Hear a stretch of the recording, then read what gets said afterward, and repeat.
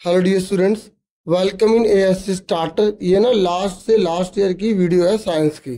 तो आपके mid term का एग्जाम है ना, तो इसमें काफ़ी इंपॉर्टेंट क्वेश्चन है जो डीओई ने इशू किया हुआ था ना, ये प्रैक्टिस पेपर। इस बार तो आपको पता है मिड टर्म का पेपर आया नहीं, तो आप पुराने पेपर वगैरह देख रहे हैं। तो ये वीडियो भी जब आप देखोगे आपको काफ़ी बेनिफिट मिल जाएगा। इंग्लिश मीडियम में ये रहेगी, हिंदी मीडियम वाले देखना चाहे देख सकते हैं, बाकी मैं हिंदी मीडियम के लिए अलग से वीडियो और प्रोवाइड कर दूंगा। ठीक है, तो अब आप इस वीडियो को आराम से देखिए और खूब प्रैक्टिस कीजिए। सेक्शन ए में हमसे पहला क्वेश्चन पूछा गया है कि आपको इन्हें सेल्सियस में बदलना है। ठीक है, आपको दे रखा है 793 केल्विन और दूसरा दे रखा है 870 केल्विन। तो जब हमें किसी केल्विन को सेल्सियस में बदलना पड़ता है ना, तब हम क्या करते हैं, तो आप सीधा 793 में से ना 273 माइनस कर सकते हैं। नहीं तो आप ये फॉर्मूला याद कर लो। ठीक है, इस फॉर्मूले को याद करने से ये फायदा है कि अगर केल्विन दे रखा है या सेल्सियस दे रखा है, आपको कोई भी निकालना होगा ना, तो इस फॉर्मूले की मदद से आप निकाल सकते हैं। जैसे अगर आपको केल्विन दे रखा तो केल्विन की वैल्यू पुट कर दोगे, सेल्सियस दे रखा तो सेल्सियस की वैल्यू पुट कर दोगे, और जो बाकी बचेगा वो आप निकाल लोगे। समझ में आ गया। अब जैसे इस क्वेश्चन में हमें केल्विन दे रखा है और हमसे सेल्सियस बोला गया है, हमसे क्या बोला गया, सेल्सियस निकालो। तो kelvin is equal two degree Celsius plus 273 लिख दो।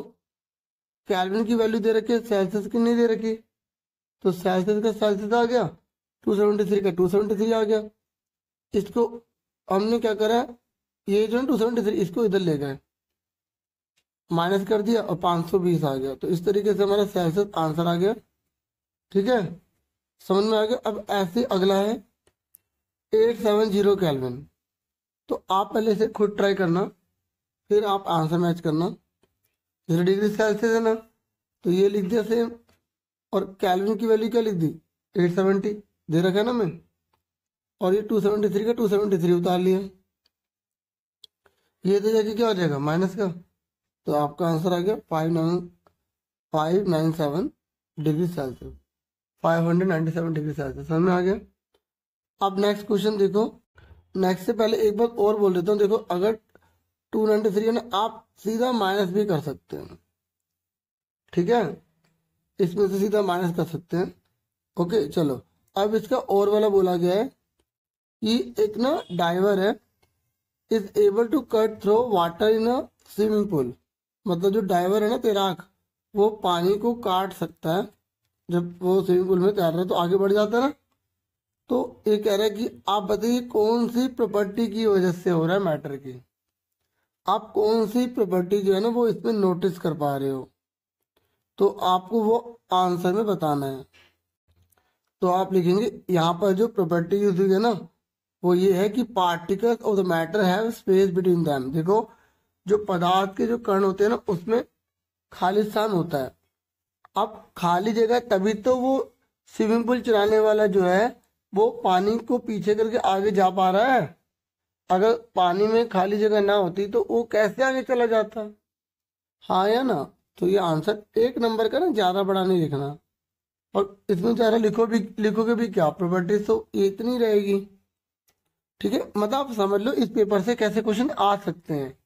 ऐसे थोड़ा घुमा के देंगे। तो आप जो भी बुक में जो प्रॉपर्टी दे रखी है ना साइंस के चैप्टर 1 में, तो आप वो जरूर कर लो बच्चों। ठीक है, आगे बढ़ते हैं। अब सेकंड क्वेश्चन देखो, क्या बोला गया, arrange the following substances in increasing order of force of attraction between the particles. मतलब जिसमें ज्यादा फोर्स है उसको आप बाद में लिखोगे, जिसमें कम फोर्स है उसे पहले लिखोगे, क्योंकि इसने बोला है आपको इंक्रीजिंग ऑर्डर में लिखना है। इंक्रीजिंग मतलब है छोटा फिर बड़ा और बड़ा। ऐसे ही यहाँ पर किस चीज की बात की गई है, अट्रैक्शन की। तो किसमें कण सबसे ज्यादा दूर है, ऑक्सीजन में। फिर उससे जरा पास में किसमें, वाटर में। फिर उससे जरा सबसे पास में किसमें, शुगर में। तो आपको इस तरीके से लाइन से लगाना है। ठीक है, तो आप ऐसे लिख देंगे। ठीक है डियर स्टूडेंट्स, नेक्स्ट क्वेश्चन देखते हैं। मिश्र धातु क्या है, एक उदाहरण भी दीजिए। What are alloys, give one example. आप बोलेंगे मिक्सचर्स ऑफ मेटल्स। अगर मेटल्स का मिक्सचर हो जाए, जैसे दो या दो से अधिक मेटल मिल जाए, या मेटल एंड नॉन मेटल मिल जाए, अगर उनका मिक्सचर बन जाए, या तो मेटल्स का बन जाए या मेटल या नॉन मेटल का बन जाए, तो हम उसी को एलोय कहते हैं। ठीक है, आप मैंने लिख रहा इज टर्म्ड, आप इसी जगह इज कोल्ड भी लिख सकते हैं। आप एग्जाम्पल सुन लो, ब्रास है ना, ब्रास ये कॉपर और जिंक से मिलके बनता है, ये क्या है, एलोय है। स्टील है ना, आयरन, कार्बन और भी चीजें इसमें डलती हैं। ठीक है, तो ये भी क्या है बच्चों, एलोय। क्लियर हो गया। अब next question, what is concentration of a solution. ये कह रहा है विलन की सांद्रता किसे कहते हैं। आपने ये न्यूमेरिकल करा होगा ना, एग्जाम में ये भी आता है, सॉल्यूट अपॉन में सॉल्यूशन इनटू में 100। तो यही है कि एक सॉल्यूशन में कितना सॉल्यूट है ना, वो उसका कंसंट्रेशन कहलाता है। ठीक है, तो आप इसकी डेफिनेशन देख लो, the concentration of a solution is the amount of solute present in a given amount of solution. ठीक है, मतलब जो मैंने फॉर्मूला लिखवाया ना, सॉल्यूशन के अंदर कितना सॉल्यूट है। आपको पता है जैसे सॉल्यूट कौन सी चीज होती है, जैसे अगर हम बात करें चीनी की और बात करें पानी की, सॉल्वेंट मतलब वाटर, तो जो चीज हम घोलते हैं ना उसको सॉल्यूट कहते हैं, जिसमें हम घोलते हैं ना, जिसमें डिसॉल्व करते हैं उसे सॉल्वेंट कहते हैं, और दोनों को जब हम ऐड कर लेते हैं तो वो होता है सॉल्यूशन।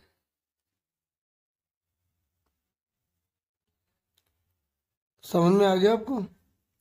ठीक है, अब एक बात और बोलूंगा, मैंने लास्ट ईयर भी बहुत सारी वीडियोस बनाई थी, तो आप वो एमसीक्यू बेस्ड हैं ज़्यादातर, और लास्ट ईयर के पेपर भी हैं, केवीएस का प्रैक्टिस पेपर, तो वो भी आप वीडियो देखेंगे ना, आपको काफ़ी बेनिफिट होगा। डिस्क्रिप्शन में मैं आपको वो सारी प्लेलिस्ट का लिंक दे दूंगा। ठीक है,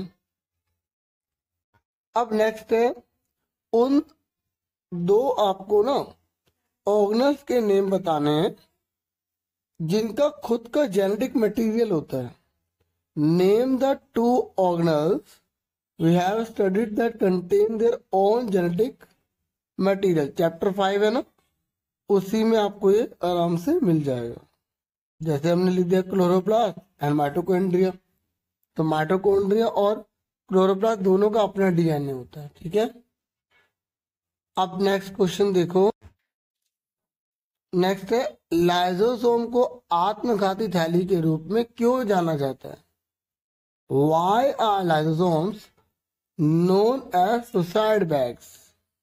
आप बोलेंगे when the cell gets damaged, ये चैप्टर 5 से है, जब सेल जो है ना वो डैमेज हो जाती है, लाइसोसोम्स में बर्स्ट, तो लाइसोसोम जो है ना वो बर्स्ट हो सकते हैं, मतलब फट सकते हैं, and the enzymes digest their own cell, और जो एंजाइम होता है ना वो अपने ही सेल को डाइजेस्ट करना शुरू कर देता है।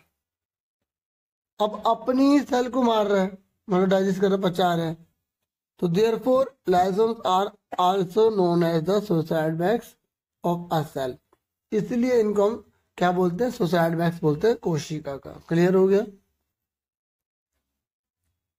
अगर आप ऊपर वाला नहीं करते तो आप नीचे वाला कर सकते हैं, where do the lipids and proteins constituting the cell membrane get synthesised. मतलब ये जो लिपिड और जो प्रोटीन होते हैं ना, ये कहाँ पर, जो सेल मेम्ब्रेन होते हैं ना उसमें कहाँ पर ये सिंथेसाइज्ड होते हैं, ये हमें बताना है। तो इसका आंसर आप एंडोप्लाज्मिक रेटिकुलम लिख सकते हैं। ठीक है, अब हमारा नेक्स्ट क्वेश्चन है, रंध्रों के क्या कार्य हैं। What are the functions of the stomata. तो help in transpiration, it exchanges gases.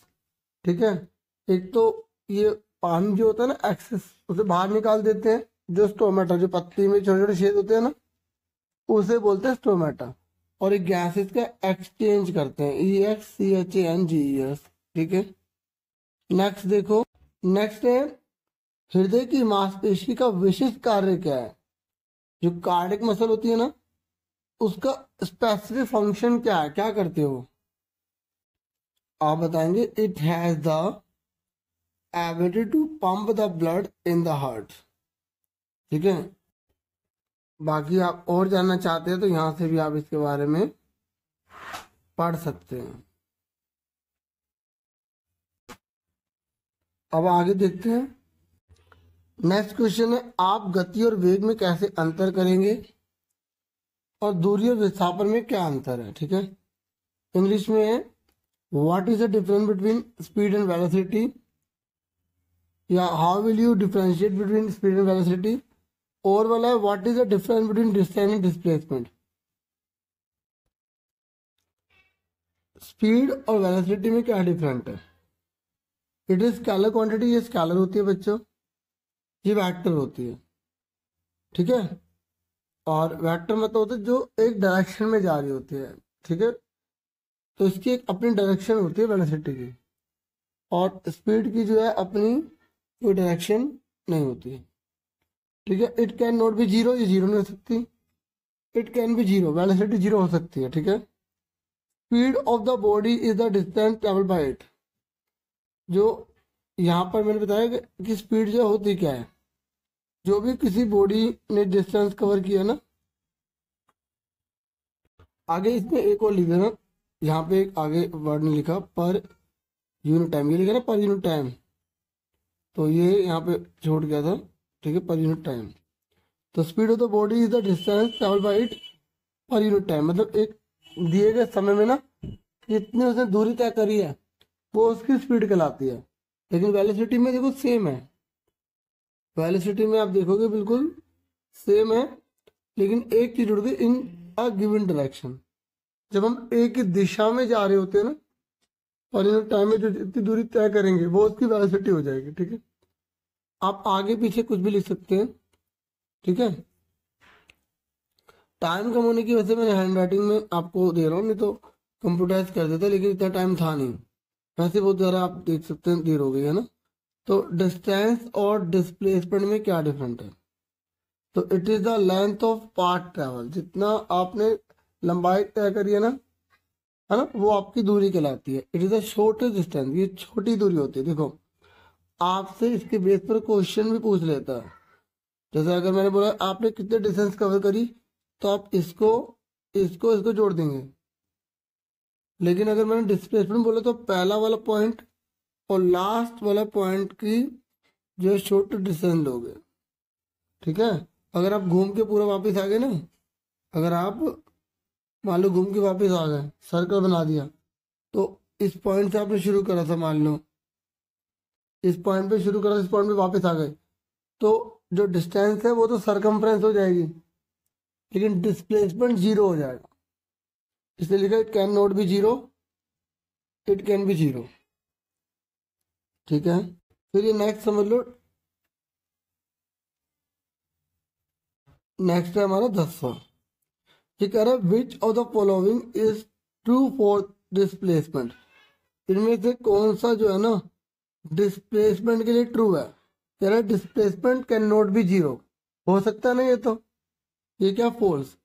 It's magnitude is greater than the distance travel by the object. ये कह रहा है इसका जो मैग्नीट्यूड है वो डिस्टेंस जितने में ट्रेवल करे उससे ज्यादा हो सकता है, तो परिमाण इससे ज्यादा हो सकता है, तो ये ट्रू है।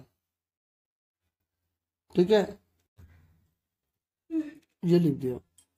उसके बाद 11 देखते हैं। 11 में बोला गया है कि एक्सप्लेन लॉ ऑफ इनर्शिया, या ऑप्शन वाला आपको करना है कि if action is always equal to the reaction. Third law motion पढ़ा है आपने। थर्ड लॉ मोशन में एक्शन का अपोजिट इक्वल रिएक्शन होता है। तो ये कह रहा है आपको एक्सप्लेन करना है कि जो घोड़ा होता है ना वो कैसे पुल कर लेता है कार्ट को, कैसे घोड़ा गाड़ी को खींच लेता है। डियर स्टूडेंट, अब आंसर सुनिए। A body remains in a state of rest और of uniform motion in a straight line unless compelled to change that state by an applied force। तो इसी को हम लॉ ऑफ इनर्शिया कहते हैं। मतलब अगर कोई चीज चल रही है तो चलती रहेगी, रुकी हुई है तो रुकी रहेगी जब तक उस पर कोई बाहर से कोई बल नहीं लग रहा। ठीक है, यही होता है लॉ ऑफ इनर्शिया। ठीक है, यहां तक आपको लिखना है लॉ ऑफ इनर्शिया की डेफिनेशन।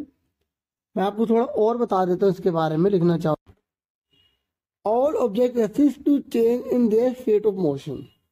जितने भी ऑब्जेक्ट होते हैं ना वो रेसिस्ट करते हैं कि हमें अपनी जगह पर रहना, हमें वहां से हटना नहीं है, ठीक है। तो यही होता है लॉ ऑफ इनर्शिया। और आपको पता है इसी को एग्जाम में क्वेश्चन भी आता है, the first law of motion is also known as the law of inertia. Why? First law of motion को हम लॉ ऑफ इनर्शिया भी कहते हैं, क्यों कहते हैं, तो आपको ये पूरा बताना होगा, ठीक है। मैंने बाकी आंसर बता दिया ना, आप यहाँ पर लिख सकते हैं और चाहे तो, नहीं तो जितना पहले दिखाया था वो भी, ठीक है। अब आगे पढ़ते हैं। अब हम इस वाले को कर रहे हैं, ठीक है। देखो ये जो हॉर्स वाला आप पढ़ रहे हैं ना, ऐसा कोई और भी आ सकता है, बंदूक वाला, गोली वाला, कुछ और भी दे सकता है। आपको ना कंसेप्ट पता होना चाहिए, तभी आप उसको अपने लैंग्वेज में बनाकर लिख पाएंगे। तीनों लो आपको अच्छे से पता होना चाहिए, ठीक है। When the horse walk in the forward direction, जब घोड़ा आगे की दिशा में जा रहा है, ठीक है, it exert force in the backward direction. तो जो बल है वो पीछे की ओर लगाता है, क्योंकि तो आगे जाना तो पीछे की ओर बल लगाना पड़ेगा। ऑन द अर्थ, धरती पे लगाना पड़ेगा पीछे की ओर। At the same time an equal force opposite direction is applied. और तभी पता है जब वो आगे की तरफ एक और बल लगता है जो उसके विपरीत होता है, हॉर्स पर, ऑन द अर्थ पे लगता है। इस तरीके से वो आगे की ओर गाड़ी से ले जा पाती है, ठीक है। उसके बाद नेक्स्ट है, what do you understand bye momentum of an object. Momentum किसे कहते हैं, उसकी ऐसा यूनिट क्या होती है वो सुनिए। तो आप बताएंगे momentum is the quantity of motion that is multiplied by the amount of matter moved and the velocity at which it moves। सुनते हो, देखो जो मोमेंटम होता है, मोमेंटम वो प्रोडक्ट होता है, ठीक है। किसका प्रोडक्ट होता है, जितनी अमाउंट में जो मैटर जा रहा है ना, मतलब जो वो केजी में जो जा रहा है, और जितनी उसकी वेलोसिटी है उसको मल्टीप्लाई कर दो, वो मोमेंटम होगा। इसी से अगर आपको मोमेंटम के बारे में पता है तो आप उससे ऐसा यूनिट निकाल सकते हो। इसकी ऐसा यूनिट क्या है, किलोग्राम मीटर पर सेकंड, ठीक है। यानी कि momentum is equal to mass into velocity. Numerical भी आ रहा था, बच्चे बता देंगे, ठीक है। मैंने इंपॉर्टेंट वीडियो बना रखी थी, वो भी जरूर देख लेना। नेक्स्ट बोला गया, in an isolated system where there is no external force. अगर आइसोलेटेड सिस्टम है, वहां कोई बल नहीं लग रहा है, तो what happens to the total momentum. Total momentum पर क्या इफेक्ट पड़ेगा, क्या होगा, सिंपल सी बात है, वो कांस्टेंट रहेगा। क्या रहेगा, कांस्टेंट रहेगा। अब नेक्स्ट देखते हैं। नेक्स्ट है जैविक खेती से आप क्या समझते हैं, मतलब what do you understand by organic farming. आप बताएंगे organic farming is the production of crops and livestock without the use of synthetic chemicals and inorganic fertilisers. ये ना इनऑर्गेनिक इकट्ठे कर लेना, ठीक है, ये इकट्ठे कर लेना, ठीक है। मतलब इसमें ना केमिकल का यूज नहीं होता बिल्कुल भी, ठीक है। और इसमें हम जो पशुओं को जो नेचुरल जो चीजें होती है ना, उससे हम फसल वगैरह उगाते हैं, उससे हम जीवों को पालते हैं, और केमिकल का यूज के बिना खेती करना एक तरह से, ठीक है। अब ये ना 14, 15, 16 3 क्वेश्चन है, जिसमें आपको बताना है इन चारों में से कौन सा होगा। ए पे तब टिक करते हैं जब दोनों ए और आर सही होते हैं और वो सही से एक्सप्लेन कर पाता है। बी पे तब टिक करते हैं जब दोनों ट्रू तो होते हैं लेकिन एक्सप्लेनेशन सही नहीं होता आर का, ठीक है। और ए ट्रू है, आर फॉल्स है, ए फॉल्स है, आर ट्रू है, तो डी पे टिक करते हैं। और फटाफट बताओ पहला, इसमें 14 है, poultry farming is done to raise domestic fowls. ये कह रहे हैं जो मुर्गियां ना, मुर्गियां लोग इसलिए पालते थे कि घरेलू मुर्गी को पालने के लिए, क्या इसलिए पालते हैं, बेचने के लिए पालते हैं ना, धन कमाते हैं ना, तो इसका मतलब ये तो फॉल्स हो गया। ये कह रहा है जो पोल्ट्री घर में पालते हैं, लेकिन बात पता है किसी कर रहा है, पोल्ट्री फार्मिंग की बात कर रहा है। तो पोल्ट्री फार्मिंग में तो बाहर बेचेंगे उसे, ठीक है, और बहुत बड़ी मात्रा में प्रोडक्शन किया जाता है। नेक्स्ट कह रहा है कि पोल्ट्री फार्मिंग जो होती है ना, उसमें poultry production include egg production. जब हम पोल्ट्री की बात करते हैं तो उसमें एग का प्रोडक्शन किया जाता है, ब्रॉयलर का प्रोडक्शन किया जाता है पोल्ट्री मीट के लिए, तो ये तो ट्रू है। तो जब ये फॉल्स है और ये ट्रू है तो किस पे टिक करोगे, जब तो A is false R is true, A is false R is true, तो हम डी पे टिक करेंगे, इसका आंसर डी आ गया, ठीक है। उसके बाद नेक्स्ट है the state of matter are interconvertible. ये कह रहे जो स्टेट ऑफ मैटर ना वो इंटर कन्वर्टेबल होती है, ठीक है। ठीक है, ऐसा इसलिए होता है क्योंकि टेम्परेचर या प्रेशर चेंज करने की वजह से उसकी स्टेट चेंज हो जाती है। तो ये दोनों ठीक है और उसका एक्सप्लेनेशन भी सही है। देखो ये दोनों ट्रू भी हैं और इसकी वजह से ये होता है, तो इसका मतलब हम किस पर टिक कर देंगे, ए पर। तो इसका आंसर कितना आ गया, ए आ गया। फिर नेक्स्ट है, पदार्थ छोटे छोटे कणों से बना होता है, हाँ या ना? सच है। ये कह रहे हमारे आसपास का पदार्थ 3 अवस्थाओं में मौजूद होता है। इंग्लिश में सुन लो dear, matter is made up of small particles, true है। ये कह रहे मैटर जो हमारे आसपास होता है ना, वो 3 स्टेट में पाया जाता है, सॉलिड, लिक्विड, गैस। तो देखो दोनों ट्रू है, लेकिन रीजन क्या, ये रीजन है छोटे होने का, सॉलिड, लिक्विड, गैस है, ये तो रीजन नहीं है ना। दोनों ट्रू है लेकिन रीजन सही नहीं है, सुन रहे हो? अगर ये छोटा होने का कारण सॉलिड, लिक्विड, गैस है नहीं है ना, तो इसका मतलब रीजन सही नहीं है, इसलिए इसका आंसर क्या आ जाएगा, बी आ जाएगा।